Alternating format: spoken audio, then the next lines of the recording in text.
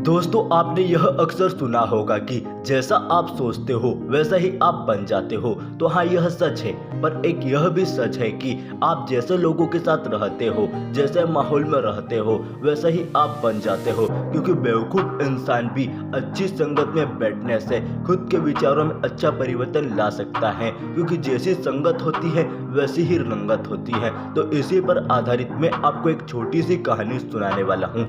एक जंगल में बहुत बड़ा पेड़ था जिस पर बाज ने अपना घोंसला बना रखा था, और उसी घोंसले में बाज ने अपने अंडे भी दे रखे थे, और ठीक उसी के नीचे एक मुर्गी ने भी अपने अंडे दे रखे थे।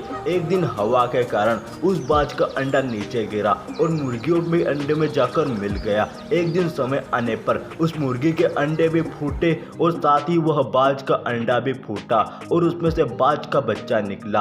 और वह बाज का बच्चा यह सोचकर बड़ा हुआ कि वह एक मुर्गी का चूजा है, क्योंकि वह मुर्गी को ही अपनी माँ मानता था और उन्हीं की संगत में रहता था, और वह भी मुर्गी की तरह ही दाना चुग कर खाता था और उसी की तरह पंख फड़फड़ा था और उसी की तरह थोड़ी दूर तक ही उड़ पाता था। एक दिन उसने बाज को आसमान में बड़ी शान से उड़ते हुए देखा, और उसने मुर्गी से पूछा कि उस शानदार पक्षी का नाम क्या है जो इतनी ऊंचाई पर उड़ पा रहा है। तो मुर्गी ने जवाब दिया कि उसका नाम बाज है, पर तुम उसकी तरह नहीं उड़ सकते क्योंकि तुम एक मुर्गी हो। वहीं पर उस बाज ने हार मान ली, क्योंकि वह उन मुर्गियों की संगत में रहता था और उन मुर्गियों ने उसे कहा था कि हम एक मुर्गी हैं, हम इतनी ऊपर नहीं उड़ सकते। उसने भी बात मान ली और कभी भी इतनी ऊपर उड़ने का प्रयास ही नहीं किया और अपनी पूरी जिंदगी एक मुर्गी की तरह ही गुजार दी। तो उसी बाज की तरह हम लोग भी अपने आप को गलत लोगों से घेर लेते हैं और हम आगे नहीं बढ़ पाते,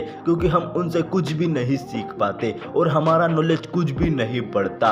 किसी महान व्यक्ति ने कहा है कि अगर आप 10 लोगों के ऐसे ग्रुप में हैं जहां आप सबसे ज़्यादा इंटेलिजेंट हैं, तो आप उस ग्रुप को इसी वक्त छोड़ दीजिए, क्योंकि आप गलत ग्रुप में हैं। आप वहां से कुछ भी नहीं सीख पाओगे। आपको हमेशा अपने से ज़्यादा इंटेलिजेंट लोगों के ग्रुप में रहना चाहिए, जिससे आपको उनसे कई ज़्यादा सीखने को मिलेगा।